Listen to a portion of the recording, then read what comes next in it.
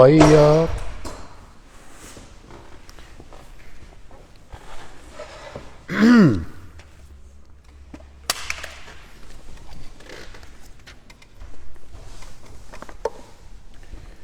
We are about midway through the 8th chapter of the Gita. I think we're going to start on text 16. So, chapter 8, text 16. But before we get started, I think we should do a little recap / introduction. All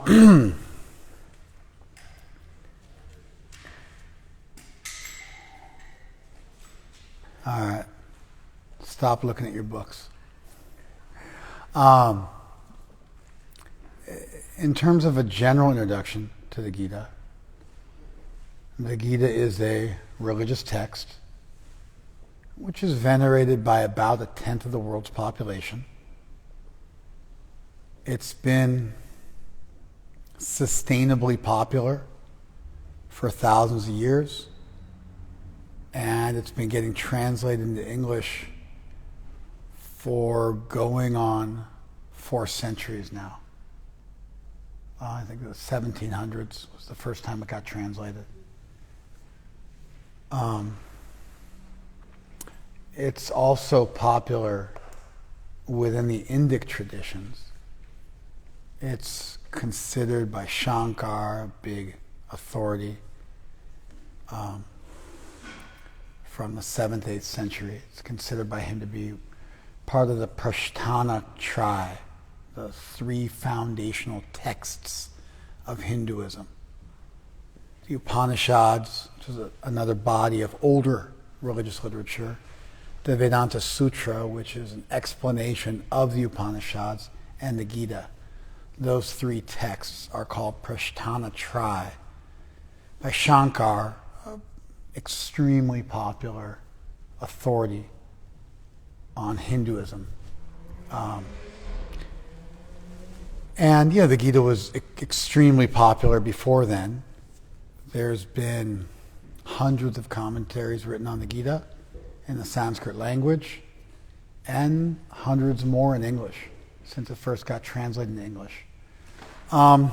Some Sanskrit texts are purposefully cryptic.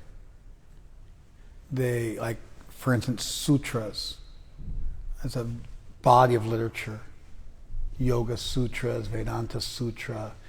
Those texts are written in aphorisms.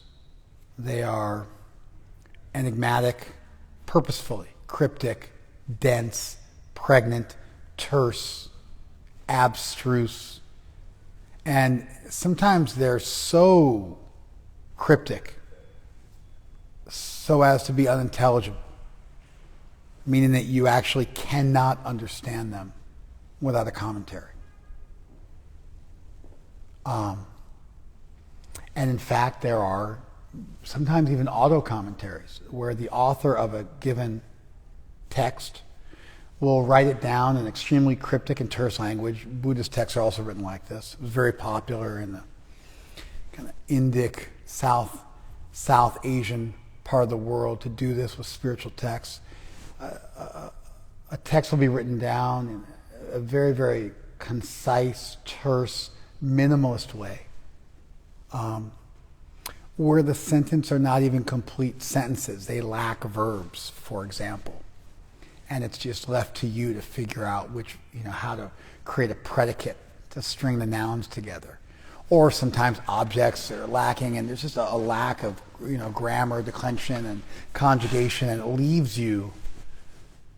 Actually, it's impossible to understand sutra literature. And any scholar will admit this, including the Indic scholars. And then what will happen is either the author or his disciples will write an elaborate commentary, which is sometimes 50 or 100 times longer than the sutras themselves.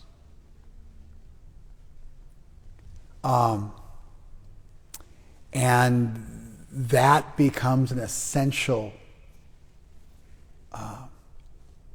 accompaniment to the text.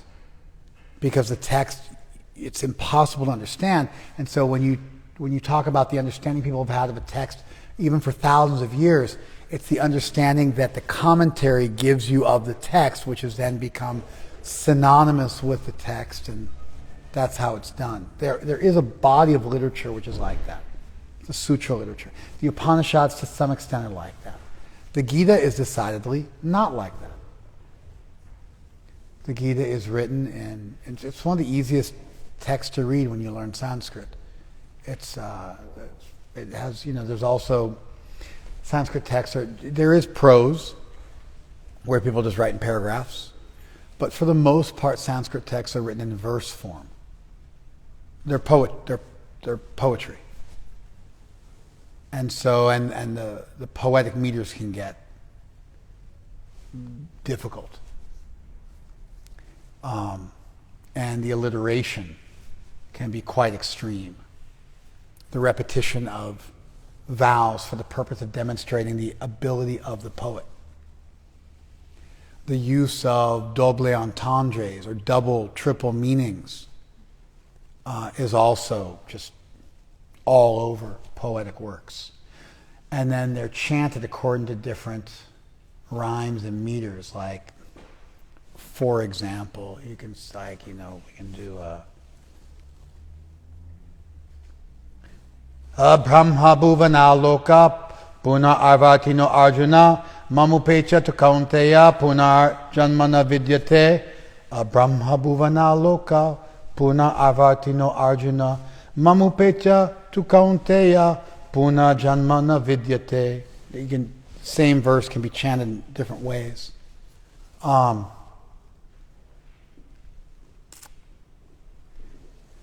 But the Gita usually uses a meter which is called anustup. It's 4 lines, 4 quarters of 8 syllables to a quarter. And so it's 32 syllables total,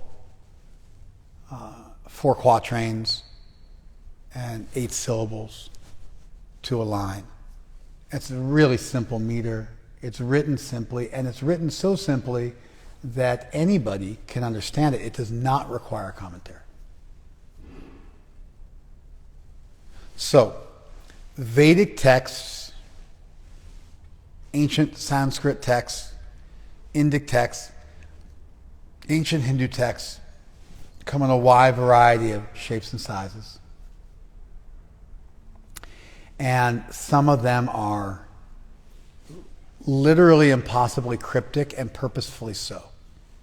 And sometimes an author will write a text in cryptic language and then write a commentary on the text. You could wonder, well, why wouldn't he just write 1 book instead of 2? Because the cryptic text becomes a mnemonic device. You can memorize it, and then you study it, and then it acts as a trigger for your memory, and you can memorize the verses, but then you learn the commentary, and then when you remember the verses, the framework, like a mental mansion, automatically happened. The same way that people can memorize things nowadays in memory competitions. They build mental mansions and attach concepts to the words, and in this way you can memorize huge amounts of information because when you get triggered by the text you literally memorize, it then gives rise to all the information contained in the much more long book. However, the Gita is not like that. The Gita is relatively simple and easy to understand, but you got to know Sanskrit, and commentaries also help. Hermeneutics is the set of rules by which one can read a piece of literature and understand it, where it's not just a free-for-all. Sometimes people like, for example, song lyrics, like the Eagles, a famous band. And they purposely never talk about Glenn Frey, Joe Walsh, the members of the band, never talk about what their lyrics mean. And there's a good reason for that. Do you know what the reason is? Universality. I don't. Unless you're my teacher, don't ever answer me with, unless I'm asking you what's 2 plus 2, don't answer me with a one-word answer. Pay me the respect of answering me in complete sentences. Got it? Got it. Okay. Yes? It allows for your own interpretation. There you go. If you say this is what it meant to me when I wrote it, then what happens to all the people who would attach a different meaning to it? They are all of a sudden wrong. But if you never tell them what you meant, everybody can attach whatever meaning they want to what you wrote. In fact, songwriters will oftentimes write purposefully enigmatic lyrics that are can give a wide variety of interpretations because their primary purpose is popularity and the garnering of fame. People generally like religious texts that are enigmatic because they can attach whatever meaning they want to it. And there's also like a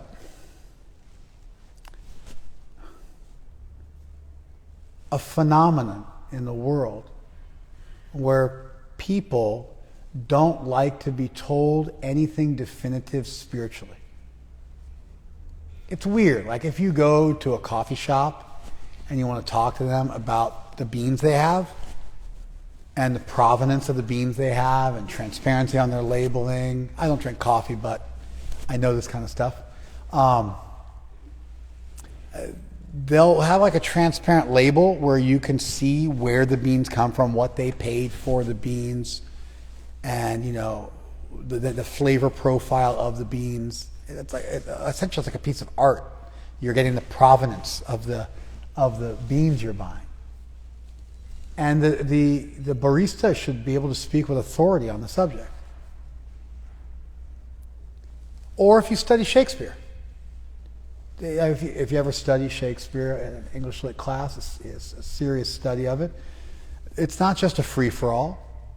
They'll talk about the society that Shakespeare was writing for and the meta-narratives and the leitmotifs in his work, and they'll do a concordance where they cross-reference all of his usages of a term or an idea throughout all of his works and show the development of his thought. You talk about a musician, and you'll show the evolution in their playing style over time. I mean, literally in every field of human endeavor, we appreciate people who are able to speak with authority on a subject and distill truth. Somehow, when it comes to religion or spirituality, vagueness and etherealness and indefiniteness win the day. And that's because people want to fly their own plane and do their own thing. Of course, you want to fly your own plane and do your own thing, why read a book? Why don't just think about it, figure it out? And if you want to fly your own plane, why not let the people who wrote the book fly their own plane and tell you what they actually thought, and then figure out what they're trying to say, and then decide how much you want to accept it or not? Let me say that again. And this is an important point, and it's not particularly complicated, but it will escape you if you don't listen carefully. If we want to be able to fly our own plane and reach our own conclusions about spirituality, because it is such a unique and personal endeavor that no one should influence our decision-making process by force-feeding us what they think, then just don't read any books. Figure it out on your own. Did you get that? The very act of reading the book means I want to see what this other person thought, so then it's unfair to then say, but you can't tell me anything definitive. It's like, teach me how to box, but I'm going to handcuff you before you teach me how to box. So you can't use your hands to show me. It doesn't make sense. So if you're going to read a book, then be prepared to learn something and not just twist vague, ethereal statements unlimitedly. That's A. And B, if you want to be able to fly your own plane and reach your own conclusions, then you should also afford the same courtesy to the people who wrote the books, which represent their thoughts and feelings about a subject, and you should study them respectfully and allow them to speak their piece.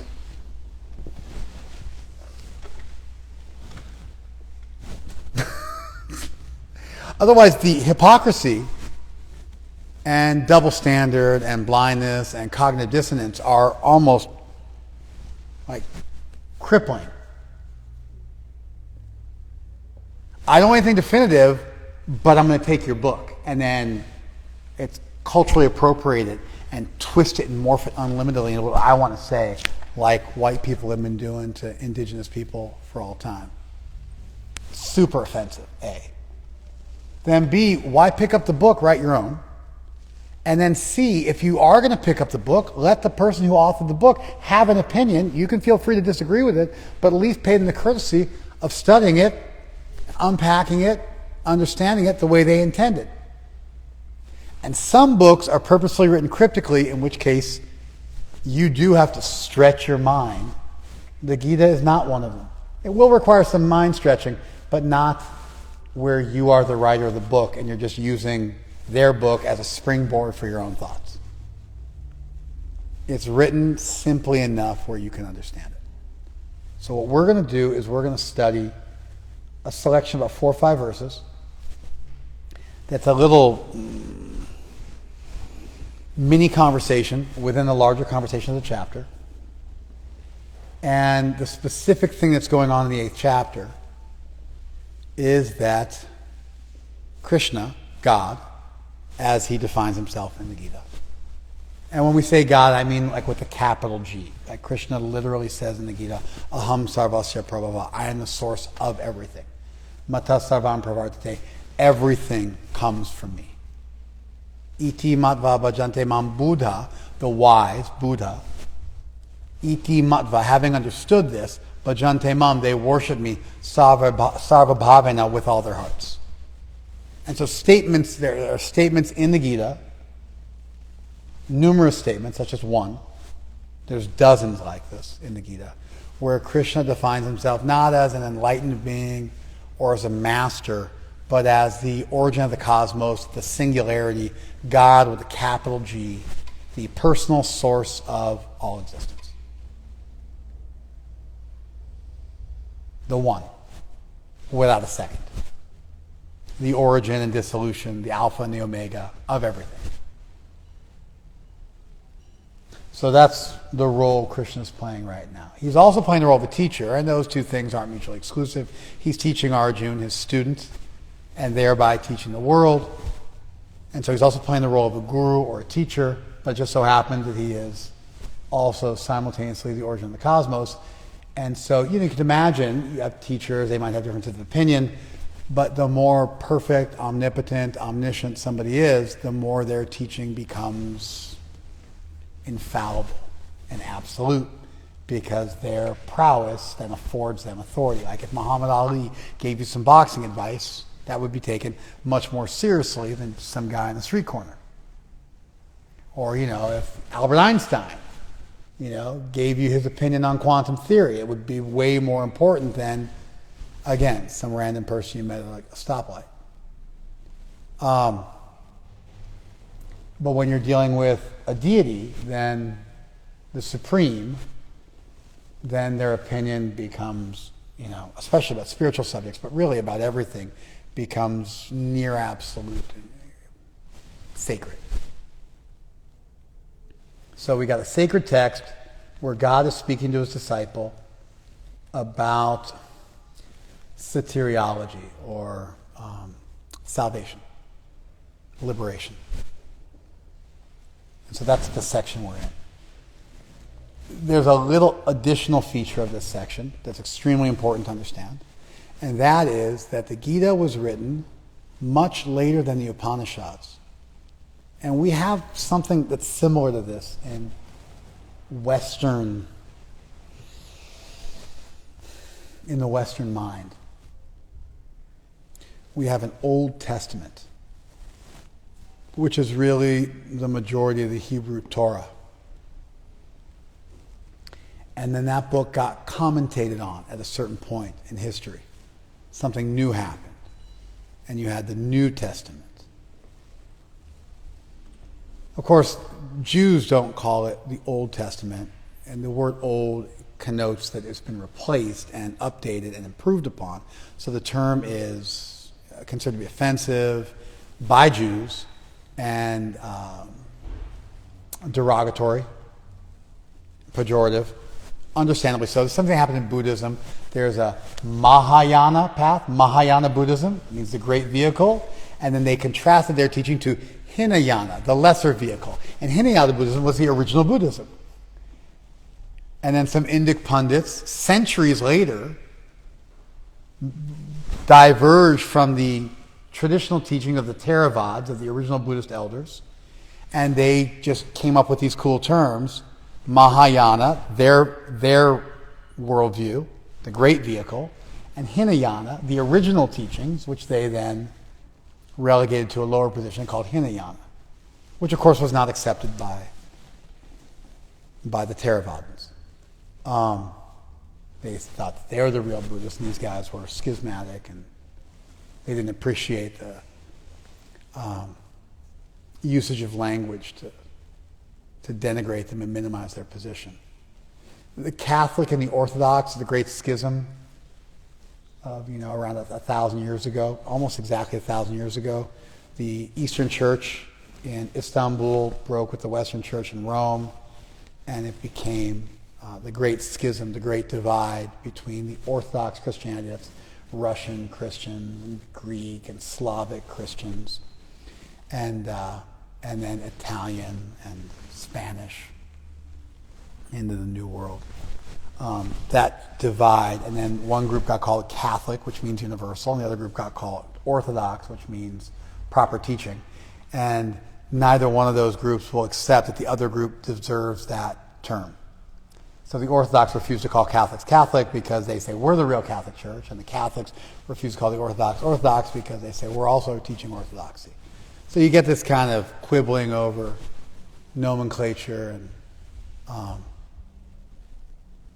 So anyway, Old Testament, New Testament terms are mildly offensive, but you do have the idea that there was a previous teaching, it existed, and then there was an update to it, a commentary on it, a new revelation, a new miracle, or in the mind of a Christian, a fulfillment of the original prophecy which was hinted at in the older text.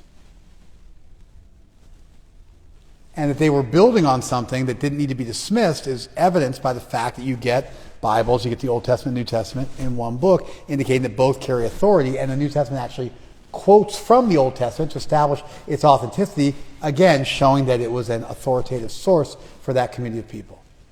Do you guys follow that?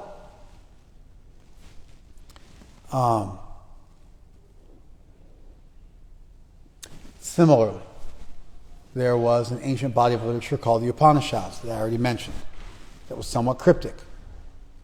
The Gita, one of the purposes of the Gita, is to take the teachings of the Upanishads and make them intelligible. And in fact, the Gita is called Gita Upanishad. The Gita Upanishad. Gita means song. Bhagavad Gita. Bhagavan Gita. Bhagavad Gita. The song of God.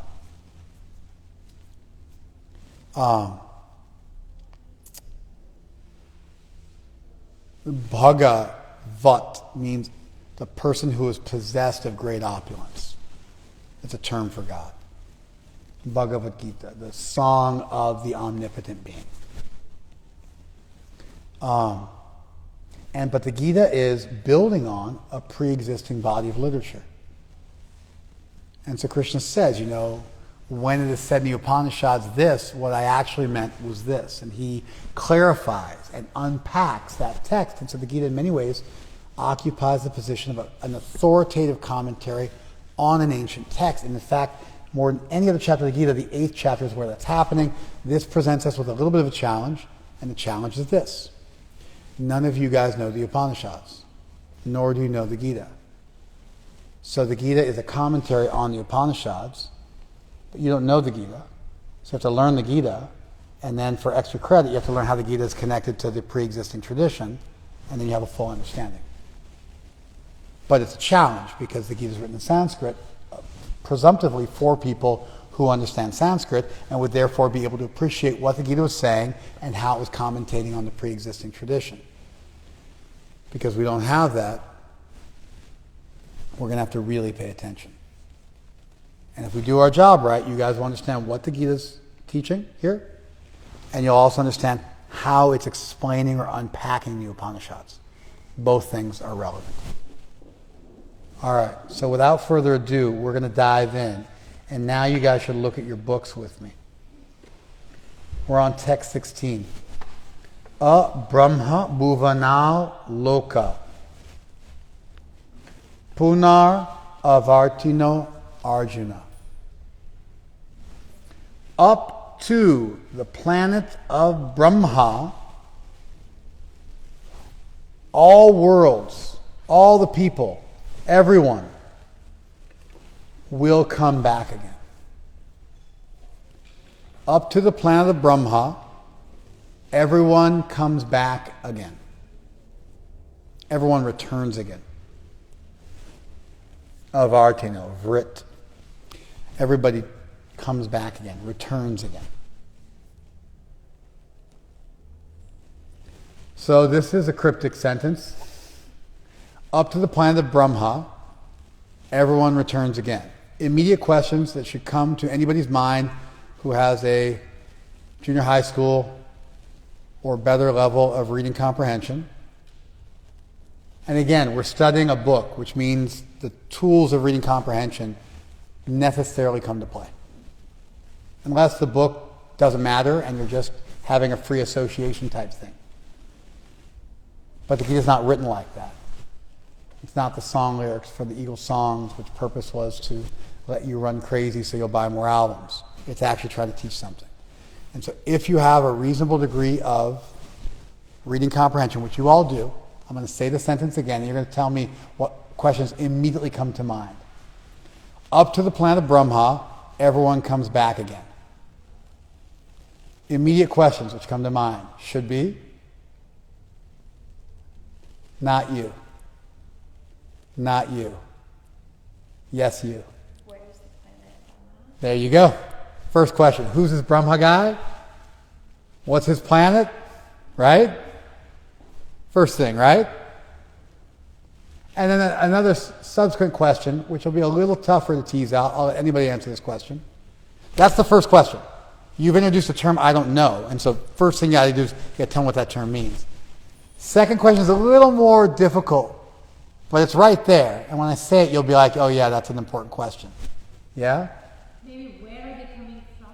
Because it's saying coming back, so you don't know where this is. All right, good. I hadn't thought of that one, but that's a winner. Where are they coming from? I would assume from this planet, but you could ask that. But there's another question which goes right along with that. What does it mean coming back? When are they going there? What's the circumstance? Like, if you go to China, you'll come back because you will have a visa which will let you stay forever. So you have a maximum of whatever, 60 days to stay there on a tourist visa or whatever it is, and so you have to come back again. Is that what's being intended? If you take a vacation up to Brahmalok, the planet of Brahma, then you have to come back again because your visa only lasts for so long. I mean, literally that is what's meant. But what's the context? The context is when you die. This is talking about soteriology or liberation or what happens when you die. And coming back again means reincarnation is assumed. You see how that's more important than what you said? It can be safely, without too much of a jump. You're talking about going from here where we are. Because we're talking to people who are down here. So where are we going? In what context? And what exactly does it mean come back? So coming back means you take birth again here. Reincarnation. That's assumed. Great. And for the Western mind, that's not assumed. But for the Indic mind, it is assumed. So you come back, you reincarnate. You're coming from this world. And what is the planet of Brahma? Anybody can answer this question now. What's the planet of Brahma? The planet of Brahma is heaven. Now that would mean that no one ever goes to heaven and stays forever, right? So that would mean that our conception of heaven as an eternal abode that you go to that you never come back from is not held by these people. Rather, they conceive of heaven as being some sort of temporary place that you ascend to, but then you have to come back again, right? That would be the way a reasonably intelligent English speaker will understand this. I'm giving you guys a super literal translation. Let's keep reading. Mam upetya tu kaunteya. Except for if you achieve me. Punarjama na vidyate. Then another birth is not found for you. Then you won't take birth again. What does that tell us? Again, everyone should be able to answer this question. If we're like the train's leaving the station and you guys have all turned on those critical thinking skills, we should all be able to answer this question. Yes.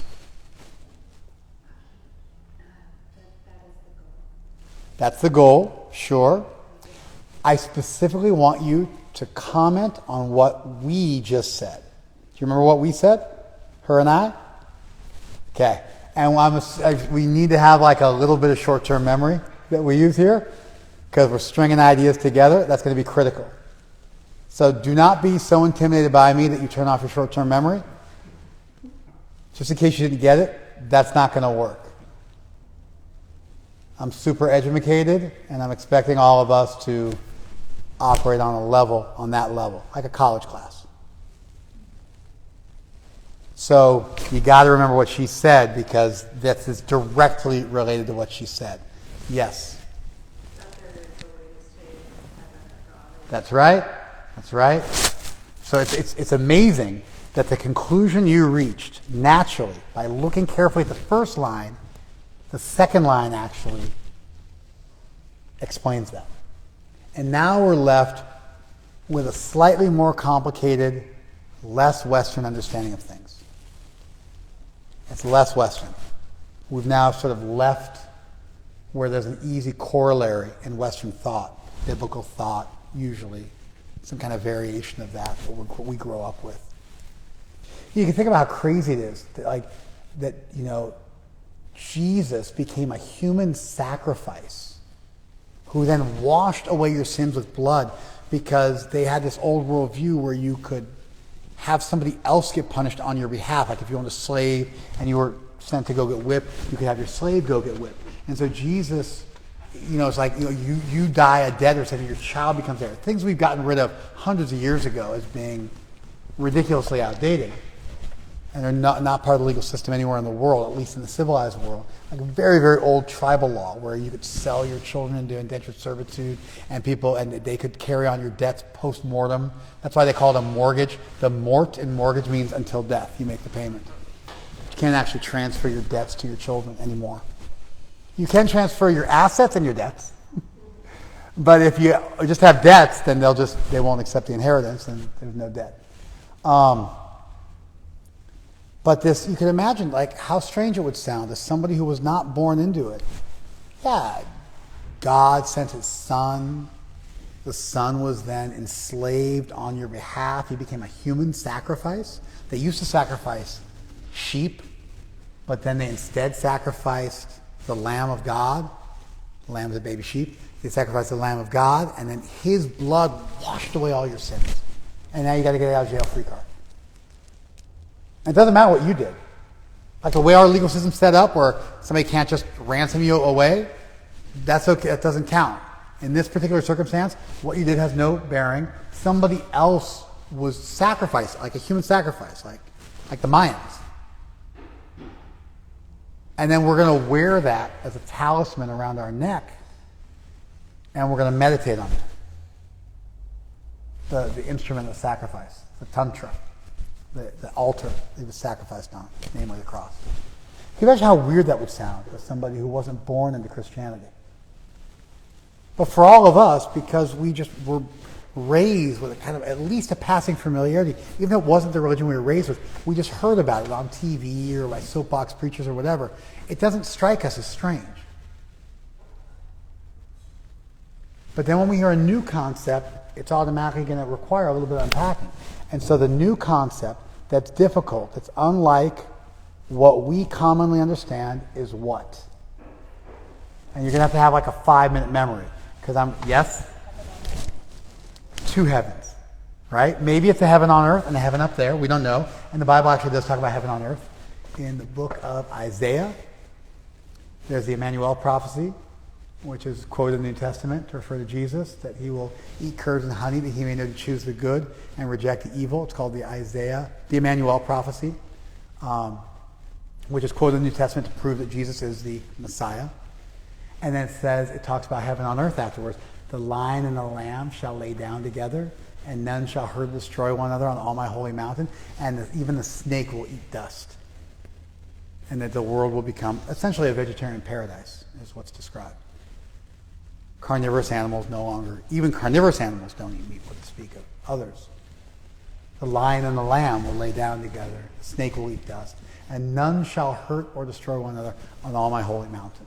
So that is a heaven on earth prophecy that is there in the Old Testament, which is kind of why your mind goes there, because we actually were raised a little bit with that. But this one is a little different. It's a two-heaven prophecy. One of them is a material heaven, and the other one's a spiritual heaven. One of them you come back from, the other one you don't come back from. One of them is the traditional thing we associate with heaven, an eternal abode. And the other one is a temporary upliftment that is still material, that does not get you out of the material world. And so it's not just that you reincarnate if you stay even. You can reincarnate and go down. You can reincarnate and go up. If you go up, that might be called heaven, but like with a lowercase h. The Greeks got into this. They talked about the one and the demiurgos, the demigod. And so they talked about like lower level deities that were demiurges, that weren't the supreme deity, and then the one that everything came from. So they posited two levels of divinity. Sometimes we do that with angels and God, or with ghosts or departed spirits and God. And so you'll oftentimes find kind of two levels. One of them sort of paranormal, above us, but still material, and then the other one is purely spiritual. The Mormons actually have something similar to this as well. It's not that it doesn't exist in religions, it's just it's like a little, I don't know, exotic or not boilerplate. Not something everybody is necessarily familiar with. The idea of heaven, of course, everybody is minimally familiar with. But the idea of a dual heaven, maybe a heaven on earth, or rather two higher abodes that you can go to, one of which is eternal and one of which is material. It requires you to understand that there's more than one lifetime, that reincarnation exists, that you can go up, but that's not the same as liberation. And so a distinction is made between mere piety and spirituality.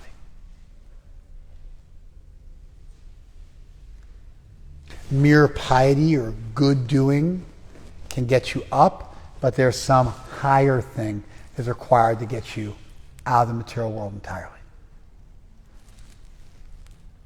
That's verse number 1. Here's our translation. From the highest planet in the material world down to the lowest, all are places of misery where repeated birth and death take place, but one who attains to my abode never takes birth again. Now, this might sound sectarian. In fact, it does. The literal translation doesn't, but Prabhupada's translation has a little bit of like a sectarian feel to it. Sounds a little exclusivistic is the proper term. And it's important to address this. So here we go. Exclusivism is the idea that there's only one way back to God. That's exclusivism. I'm not saying it's right or wrong. I'm just saying that's what the idea denotes. It is contrastable to pluralism. Pluralism is the idea that there may be many ways back to God. Exclusivism and pluralism. Two concepts. By and large, Protestant Christianity, 99% of Christianity, the religion of about 3 billion people in the world, and Islam, so another 1.5 to 2 billion people, about 2/3 of the world's population. 99%. I'm not saying all Christians, I'm just saying 99%. And I'm being generous. The actual numbers are more like 99 point X%. But 99% of Christians and Muslims believe there's only one way back to God. Interestingly, the Pope recently said that Christ redeemed all people, not just Christians. He also redeemed the Jews and the Muslims and everyone in the world. People freaked out and were like, oh my God, the Pope has become a pluralist. And he's like, he's gay friendly, and he's a feminist, and now he's a universalist, and people were just losing their marbles. And then a Jesuit wrote in. Jesuits are the pundits within the Catholic Church. And he said, he says, what the Pope is saying has been understood for over 1,700 years. Redemption and salvation are two different concepts in Catholicism. Redemption is Jesus dying for your sins and wiping away your sins. That doesn't get you back to heaven. Salvation does. And that's a process that's synergistic where you have to participate. So when it says Christ redeemed everybody, it's just basically he unlocked the door of the prison so everybody could get out. And that's for everybody. If you choose to walk through that door and accept Jesus, so he was still an exclusivist, he just was like he knew how to speak to people. And so he spoke in this faux universalist language, which excited people because it sounded pluralistic. But it wasn't. And so it's important to understand pluralism and exclusivism. The Gita is pluralist. And so for someone from the Gita, a rose by any other name would smell as sweet. And what is really being said by Krishna here is not that if you have a concept of a supreme singularity, origin of the cosmos deity in your tradition, I'm positing myself against your tradition. And I'm saying I'm the only God and all of your gods are lesser than me. That's not what he's saying.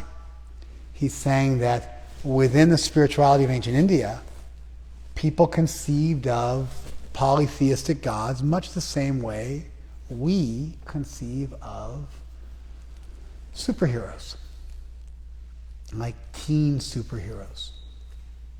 Like if you watch a teen Superman, he's, omnipotent, essentially. Sometimes he'll run so fast he reverses time. So it's like Superman's actually omnipotent. But he's also going through puberty and has crushes on various girls and maybe has some acne and you know what I mean? And is trying to be popular, and his parents don't have a lot of money, and so they got to drive a tractor when he wants to go to prom or whatever, and he's a little embarrassed by that.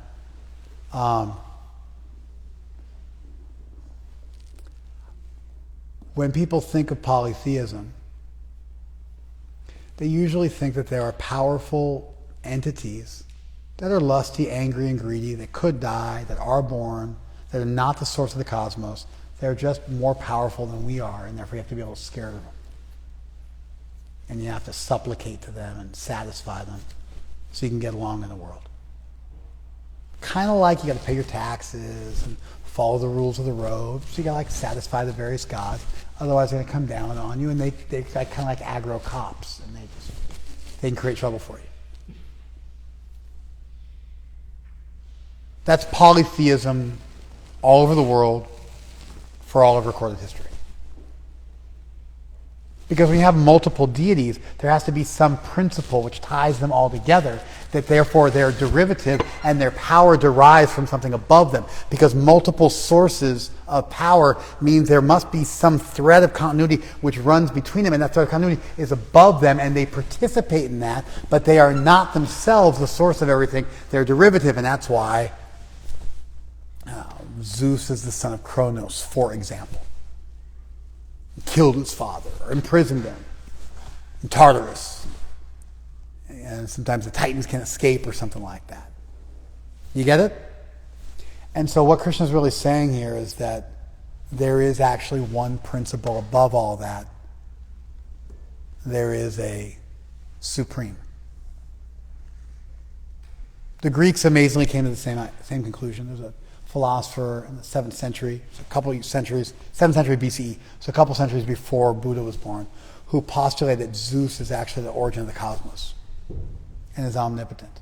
So this like rise of monotheism. Judaism in many ways was the kind of devotion to Yahweh, Adonai, mixed with Greek philosophy, and the Greek philosophers came up with this idea of a singularity of one ultimate source of all reality, and the Greeks very much borrowed from India.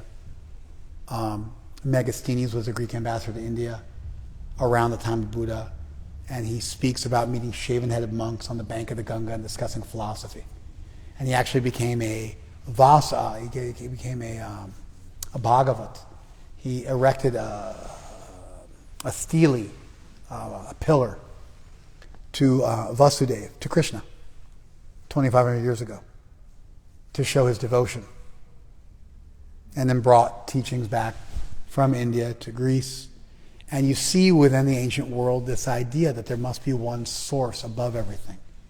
But that's not the same as saying nobody else can refer to that source. And it can only be known by one name in one teaching. That's when you get into exclusivism. Otherwise, what you're really talking about is somebody who has a philosophy where there is some ultimate principle. But that's not necessarily saying no one else can have a different conception or name associated with that, or there can be no other tradition that speaks about that. That's when you get into exclusivism, that everyone else is going to hell except for us. If you don't accept my teaching and my way and my guy, and you don't pray to my guy, then you're doomed. That's exclusivism, and Krishna's not teaching that. He's simply making a distinction between the polytheistic deities of his time, much like Judaism was doing the same thing. They made a distinction between the polytheistic deities, the Baals and the Ishtars of their time, the Babylonian and Akkadian deities, and a source of everything. They got a little nastier with it. They postulated all those other deities were fake and theirs was the only real one. And so they did slip into that exclusivism. It is what it is. That's not what's happening here. All right, so we got a verse. It assumes reincarnation. It speaks of two heavens, one material and one spiritual.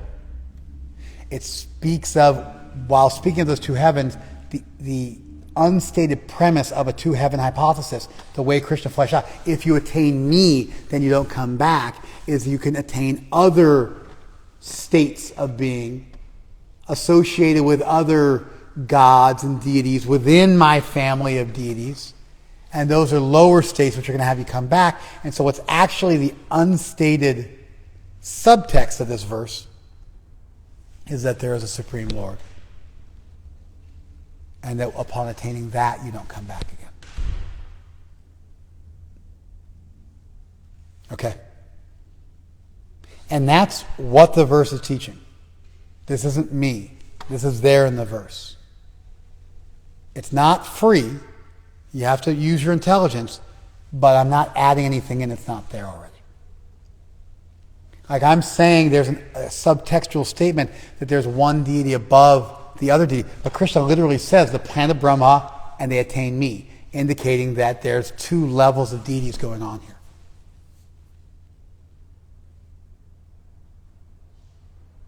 Okay. Now things are going to get Upanishadic. And up till now it's been relatively easy. Things are going to get slightly more complicated. If we pay attention, we should be able to work through it relatively quickly. So we can do it. Here we go. Sahasra Yuga Paryantam Aha Yat Brahmano Viduhu. Those who know the day of Brahma know that the day of Brahma is 1,000 yugas. Yeah. 1,000 what? Yugas. And so the natural question any intelligent person with any degree of critical thinking skills and reading comprehension is going to ask at this point is, how long is a yuga? Boom. Right? What's a yuga? How long's a yuga? You get it. You get it. That's great. Good. So a yuga is a period of time comprised of 4 ages, Satya, Treta, Dvapar, and Kali. Kali is the shortest yuga. It's 432,000 years. The next one is Dvapar Yuga. It's 864,000. The next one above that is 3 times. So 420 times 2, 420 times 3, which is 1.296. And then 4 is 1728. 1728. So 432 plus 864 plus 1.296 plus 1.728 for a grand total of 4.32 million years. And so 1,000 of those. So 1,000 of those is 4.32 million times 1,000, so it's 4.32 billion years. Ratri Yuga Sahasrantam, and the night is also that long. So the day is that long, and then the night's that long. So you got to double that number, and now you're looking at 8.64 billion years is one day of Brahma, who then lives, and this is not from the text, this is from other texts.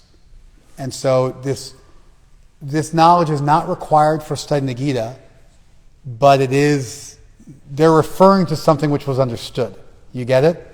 They're referring to something which would have been within the generalized understanding of the readership. You get it? And so I'm filling in the blanks, but it's not actually in the text, nor is it necessary to have this information to understand the text.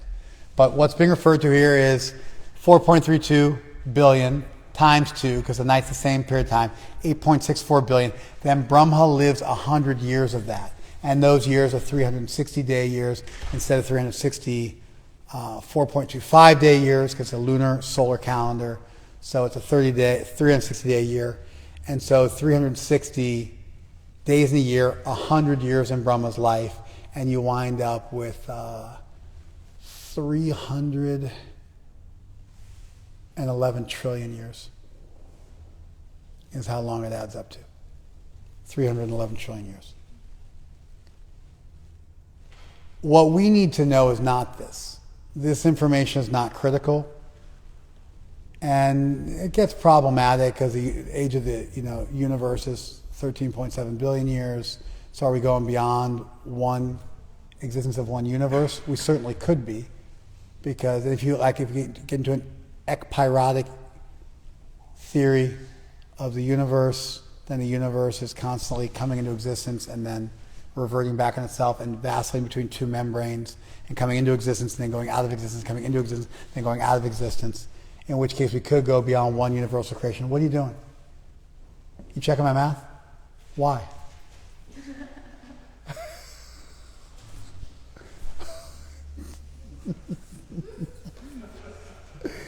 You think I didn't check my own math? No.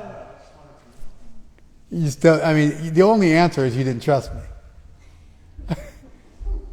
To start ignoring me and then going on a calculator. It's A, rude, and B, it means you didn't trust me. That's the only possible derivation of it.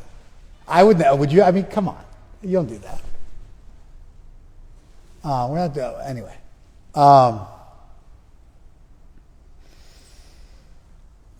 You can get into any numbers of attempts to reconcile this with our understanding of cosmology.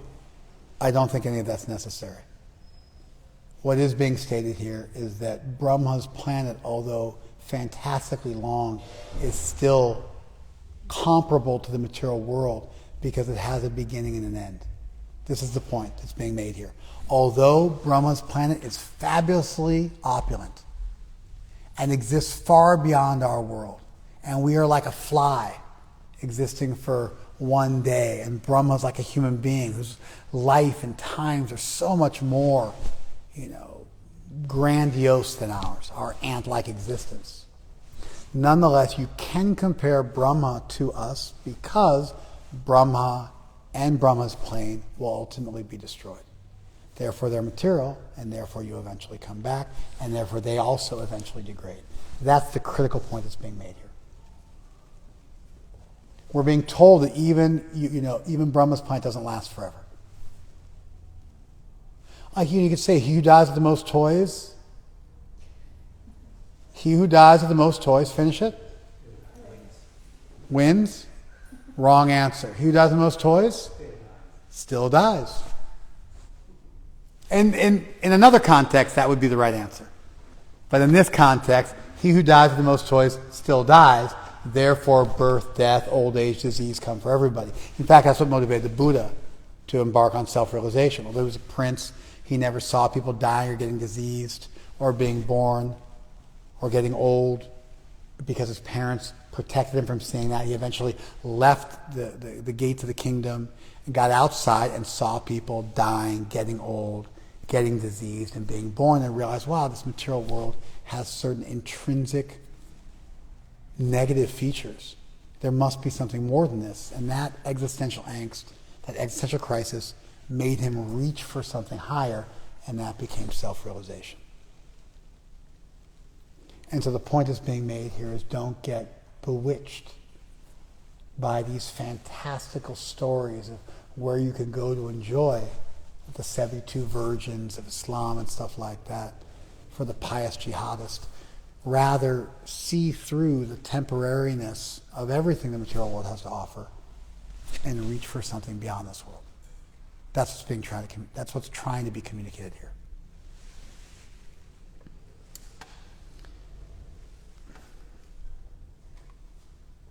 Teha ohora atra vidho punaha janaha. Those who know the days and nights of Brahma know that his days are 1,000 yugas and his nights are the same.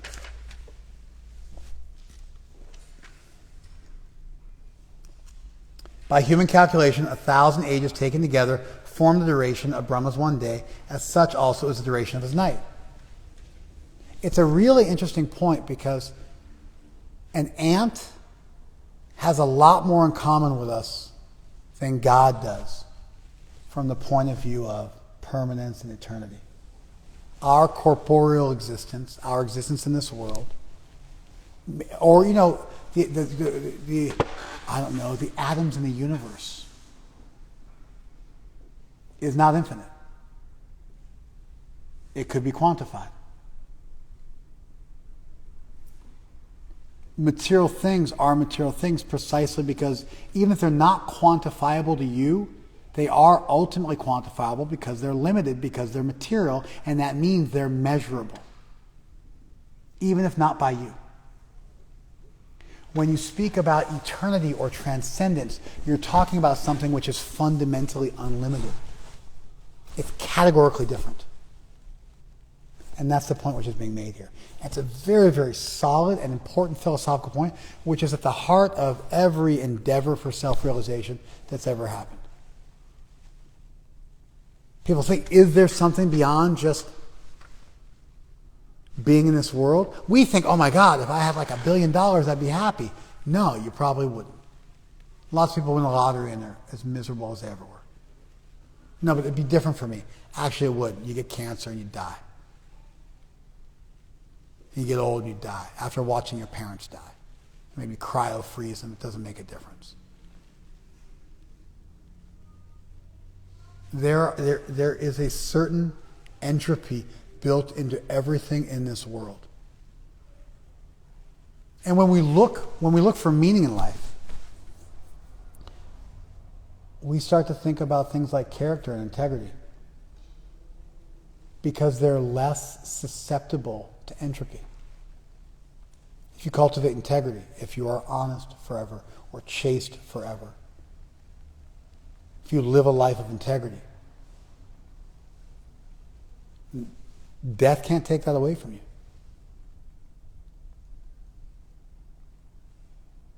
We're looking for some shelter from the storm, the temporality, money and beauty and youth and everything this material world has to offer. And where people go who think and don't just like in an infantile way, like sometimes people go to like an insane asylum and they're very, very mentally disabled and they just like masturbate all day. It's like sexual desire meets infantile levels of impulse control. And just sit around and fondle themselves all day. Like like an animal, like a rat.